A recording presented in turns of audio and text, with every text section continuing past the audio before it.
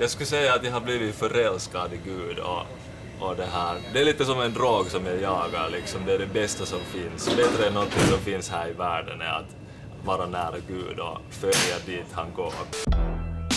Det här är en serie om samhällets oskrivna regler, våra normer och gränser, hur vi beter oss enligt vad som anses vara acceptabelt. Religionens status i samhället har varit stark i hundratals år, men normen om vår tro håller på att förskjutas. Religionen är något mer av en privat sak idag och den traditionella tron får stryka på foten för ateism och en luddigare andlighet. Men idag ska jag prata med några som tror. Och de tror på olika saker och de ska få förklara vad, varför och hur. Och hur kan det vara så lätt för dem när det är så svårt för mig?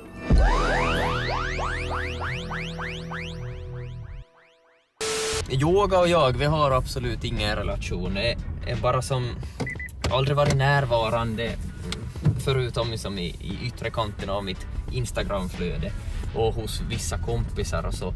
Och alltså jag har inga problem med, men jag har också heller som inget intresse för det. Varken för som träningen eller filosofin. Men jag ser fram emot att prata med Matilda som är ju det här, för henne är ju den här filosofin så otroligt viktig att den är som en grundsten för henne. Så det blir intressant att se om hon kan, kanske inte omvända mig, men i alla fall förklara så att jag fattar vad är grejen. Det är ett fantastiskt bussigt hus alltså. Det ser ut som en UF-lokal. Okej, blomhjärtan, vi är definitivt på rätt. Hallå? Matilda hör till en växande grupp människor som söker meningen med livet i andra sammanhang än kyrkan. Allt fler definierar sig som andliga men inte troende.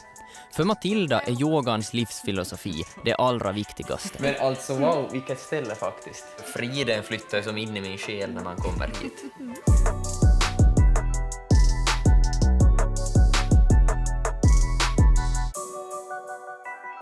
Om du skulle som lyfta upp sådana kärnorna i det här yogafilosofin, de här lite som livsreglerna och som hållpunkterna, vad skulle du säga att de är då?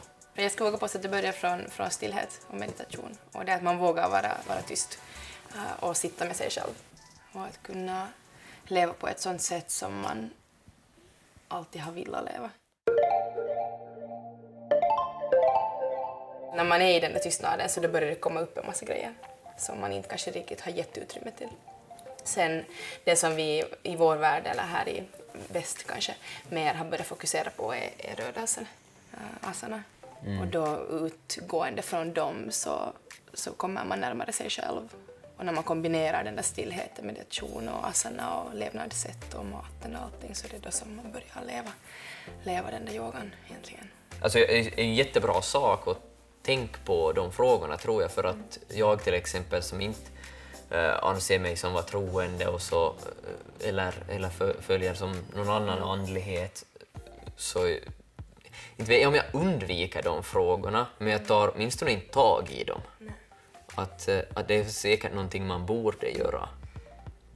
Eller vad tror du? Jo, det finns ju en orsak till att göra det, eftersom om du undviker de där frågorna så då kan det vara att du stöter bort en ganska stor del av ditt potentiella fantastiska liv.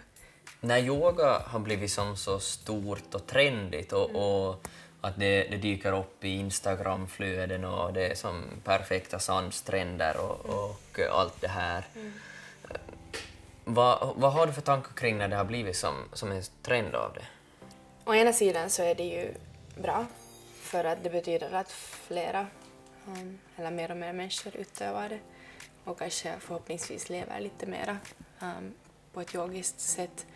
Men allt det där yttre och just de här sandstränderna och kläderna och ljussättningen och Instagram, så det skapar ju nog jättemycket press och social press och det är jätteutseendefiexerat. Så jag tycker nog att det är tråkigt att det har blivit så. All right. In hit då. Yes. Ska vi se. Vill du vara blå idag? Jag vill vara grön. Okay. Jag kommer alltid väl grön om jag kan.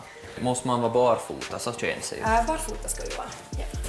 Jag tänkte att skulle kanske då helt enkelt köra en av yogans mest vanliga poses som en nedåtgående hund och se hur vi känner att vara där. Enda typ jag känner igen namnet på också. Yoga är ju inte en religion, trots att den har rötter i flera österländska religioner. Men det Matilda tror på är att vara kärleksfull i sina livsval, mot sig själv och sina medmänniskor. Att utveckla sig själv och hitta det gudomliga inom sig och i de små stunderna i vardagen. Det är en andlighet som inte är så lätt att lägga inom färdigt spända ramar.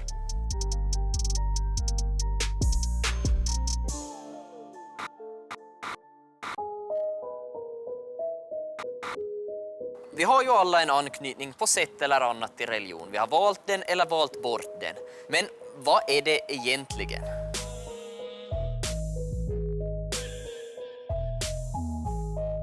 Vanligt så pratar man att religion är ett slags trossystem eller symbolsystem som i någon mån relaterar till transcendent eller övernaturlig verklighet. Ofta finns ju tanken, här är det någonting man har gemensamt, att man delar med andra. Men nu när det går med kanske mot en individuell sådär religiositet, andlighet, så vad har som gudstron för roll i det? Sen finns ju som en aspekt av nyandlighet att man istället för att se uppåt eller utåt för att hitta det gudomliga vänder sig inåt och tänker att det gudomliga är någonting som finns inom mig. Men det är en aspekt av det. Har vi människor ett behov av att tro på någonting?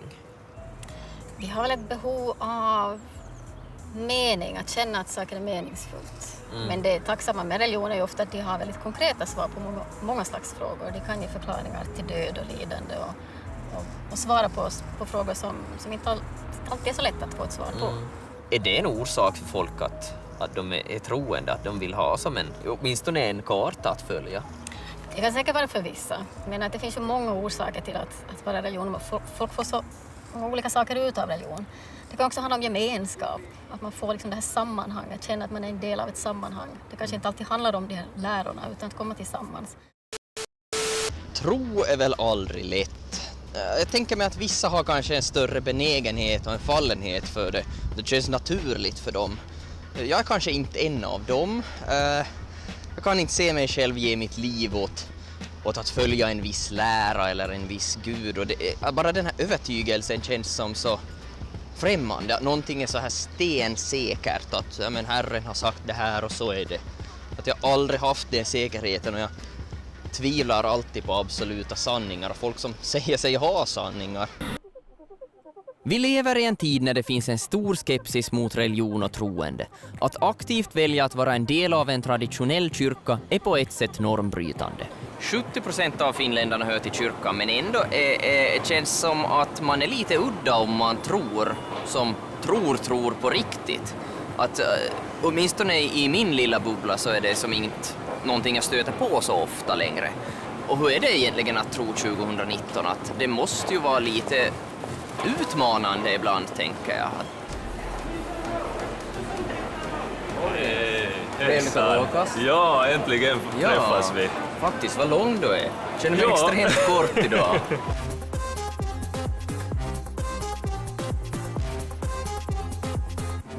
Du kom till tro som 15-åring, det minns jag när vi pratade. Ja.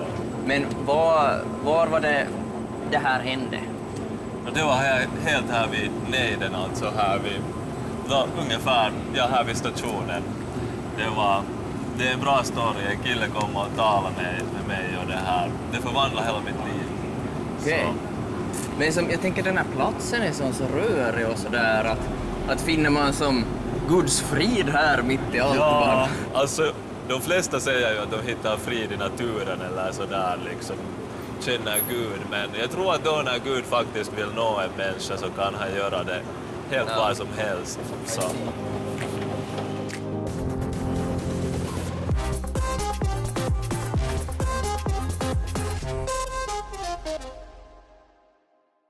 Kan du ta och berätta, hur gick det till när du kom till tro då? Det var på 8:an så började hela den här processen. Då levde jag sådär, ganska sådär vanlig tonåring, som en vanlig tonåring, eller rebella mycket och jag var ute efter att festa mycket, ute efter att hänga på alla möjliga ställen med och äventyr hela tiden liksom. Och hur kan jag få flera vänner eller flera brudar eller liksom.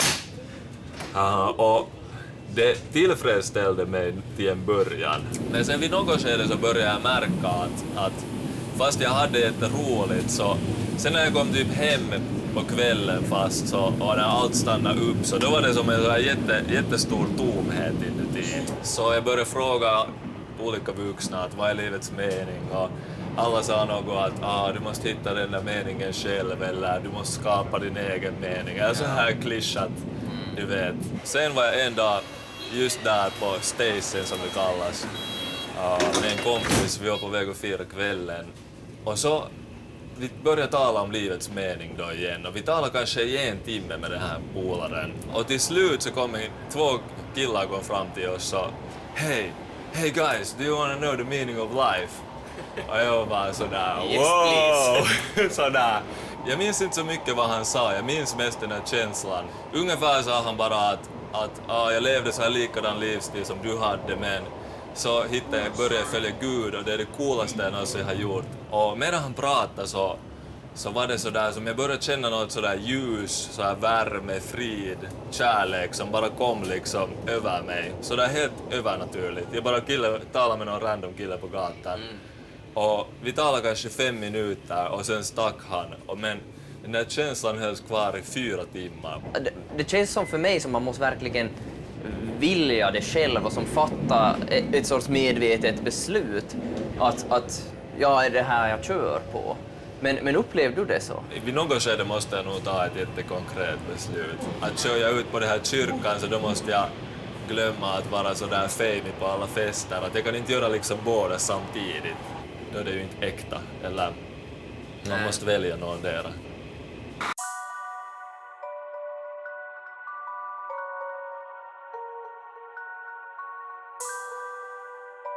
Jag hade nog inte någon stark tro på någonting annat innan. Nej.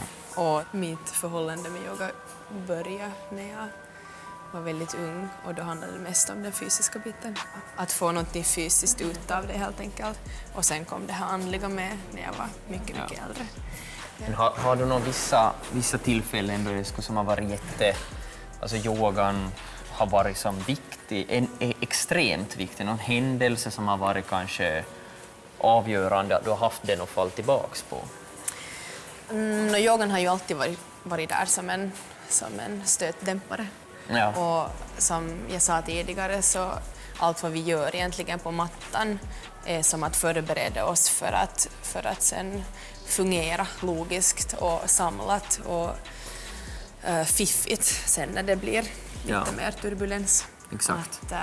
Att nu har jag ju varit med om saker och ting nu i mer vuxen ålder som jag antagligen skulle ha handlat ganska dåligt om jag inte skulle ha haft yogan. Det kan jag nog helt ärligt säga.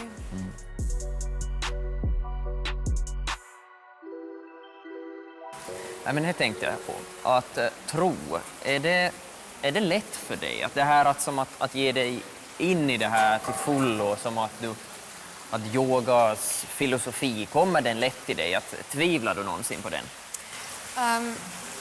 Med yoga så har det nog blivit, eller jag har nog kommit till en punkt var jag inte tvivlar på den. Ja, men jag beundrar det här att som att kunna ge sig hän till någonting riktigt och att som det här tror jag starkt på. Men det är ju kanske det som skiljer sig från religion, är just det att yogan är ju inte en religion. Nej. Och därför många kan i dagens läge bli lite rädda och konfunderade när någon i bekantskapskretsen har börjat gå in för religion, att gått den här religiösa vägen. Absolut. Och då är det också en fördom. De är sådär att nu, vad har hänt? Varför blev han eller hon plötsligt religiös? Exakt, och man tänker som att det utgår från en kris på något sätt, att som någonting har hänt, vad är det som har hänt? Och som du beskriver att folk kan bli ganska skeptiska, och det tror jag vi har kommit så långt mot som ett sekulariserat samhälle, så vi har svårt att ta det här med tro och andlighet och så. Jätteintressant med attityder. Hur ser vi egentligen på folk som är troende? När källkritiken biter sig fast i oss har vi kanske svårare att slänga oss ut och bara tro och lita på något. Men man kan ju inte vara skeptisk bara för sakens skull. Man måste ju vara beredd att lyssna. öppenheten Matilda talar om som en del av filosofin är ju både fin och oerhört viktig. Sen bör vi minnas att i Norden har vi kommit allt längre bort från religion, men så ser det inte ut i resten av världen. Här får man kanske förklara sig om man anser sig vara religiös, men i många andra kontexter så är det ju tvärtom. Om du inte är religiös, det är då du känner att du kanske inte passar in. Kvinnor söker sig i lite större grad till just olika former av andlighet eller nyandlighet. Och ofta är det ju sånt att man vill inte heller riktigt sätta ord på sig att det här är något jätteviktigt, utan det är en del. Det handlar om mindfulness, det handlar om att söka sig till yoga, det handlar om att uppleva liksom starka upplevelser och inte det här behovet att identifiera det här är en religiös eller andlig upplevelse, men att vår bild av manlighet tillåter inte riktigt den andligheten, så man kanske inte går ut med det på samma sätt. Det kan ju finnas ett intresse, men man talar inte om det. Och sen har man också pratat om att det andliga språket som man använder sig på något sätt också har gjorts mer feminint, så det tilltar att det finns liksom mer ett språk för det. Det kan ju hända, det finns också diskussioner om att vad behöver männen och vad försvarar till exempel sådana här psykologer och filosofer som Jordan Peterson, varför tilltalas man av ganska sådana här, det är ganska traditionella kristna koncept och med det här kulturkristna perspektivet som för fram och rutiner och att ha ett system som verkar tilltala vissa unga män åtminstone. Men som kanske har mer att göra med någon sorts manlighet i kris än en religiös grej i grunden. Det kan vara knutet till, ja. Så, ja. Jag har inga enkla svar av vad män gör. Nej, men det här är inga enkla grejer, så jag förväntar mig någon fast food-lösning det här.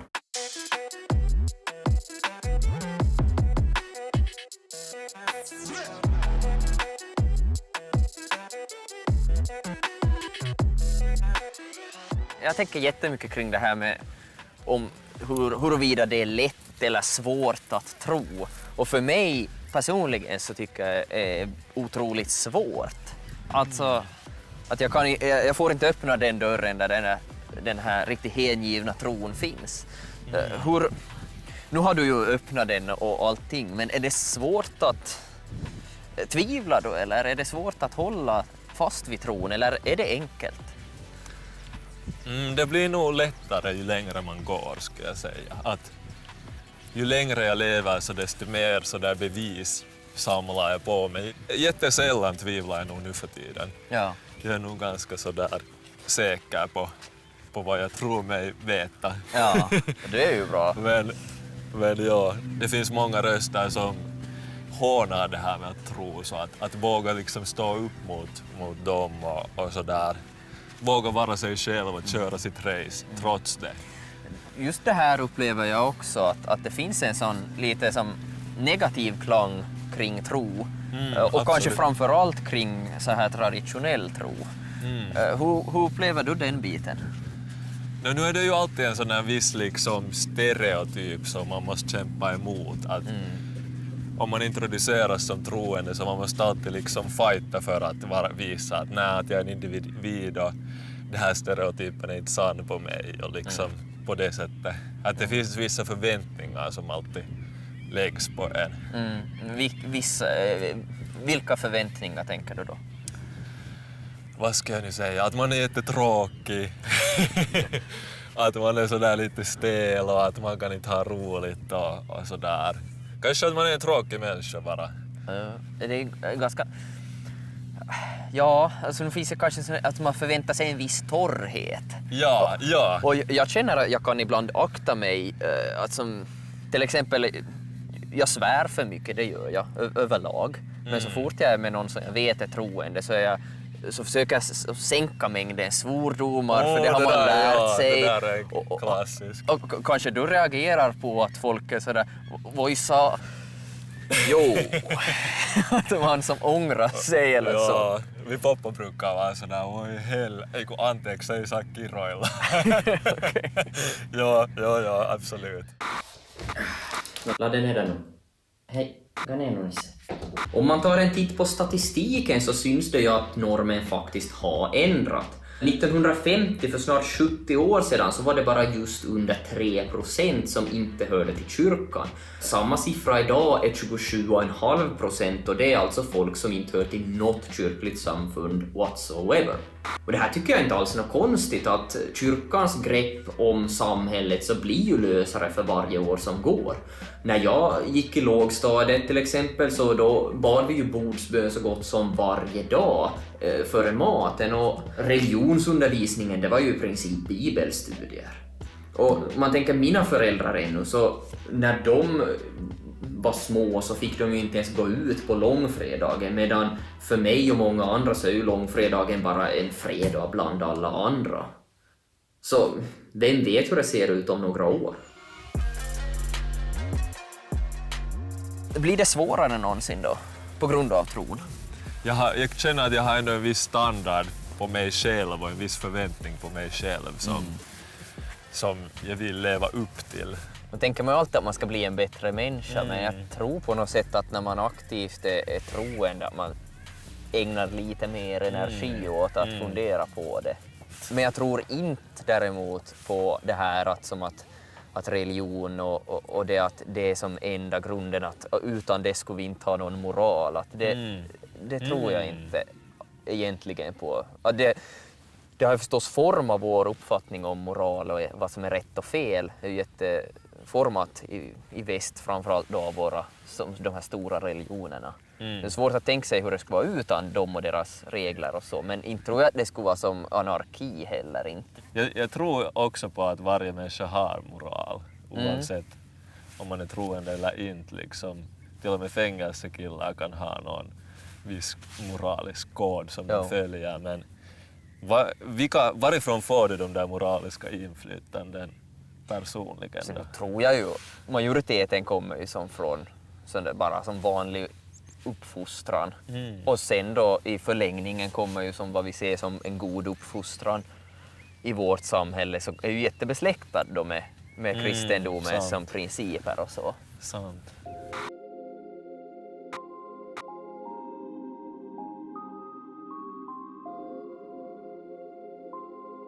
När jag skrev studenten 2012 så skrev jag religion. Och då kom en fråga som var så otroligt perfekt för mig, som introducerar begreppet kulturkristen. Och jag hade en religiös upplevelse under hela skrivningen där jag insåg att det här är ordet för det som jag och så många andra är. Och ingen hade någonsin sagt det åt mig. Så hur skulle du definiera en kulturkristen? En vanlig definition är ju någon som kanske inte är intresserad av de här trosfrågorna i princip, utan mer av det kulturella. Att man firar religiösa högtider, inte uttryckligt på grund av religionen, men man tycker julen är viktig. Man tycker påsken kan vara viktig, kan ha vissa religiösa element men inte så mycket annat. Och man tycker kanske värderingar som kommer med kristendomen. Familjen kan stå i centrum och sådana saker är viktiga. Jag tycker det är fascinerande med nordiska länder, man brukar prata om believing in belonging. Alltså vi tror på att höra till kyrkan, vi tror kanske inte så mycket. Och i andra delar av världen så pratar man om också att man believing without belonging, men här är det mer liksom det här belonging without believing.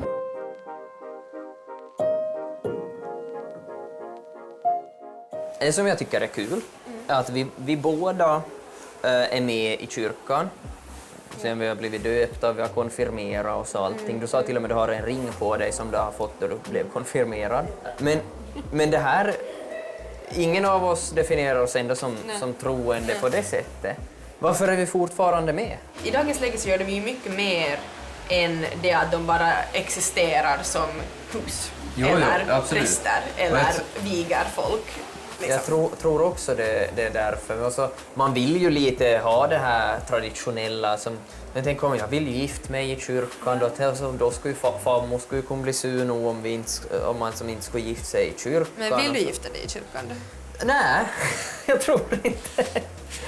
Alltså, på ett sätt så känns det ju så det ska vara, men ska man göra det bara av tradition då? Att jag tycker ju, om jag inte håller med om vad han står där och säger. Men du ska ju säga att, vill du säga de där orden? Just det, det känns ju också lite om jag inte tror på, varför ska jag säga? Alltså att binda sig till en ritual som är bara av tradition utan den här riktiga tron i det. så är jag lite skeptisk till det. Sen tror jag många är med också som ett liten sån där en försäkring kanske. Men tänk om det finns en Gud, så då är jag i alla fall med i kyrkan.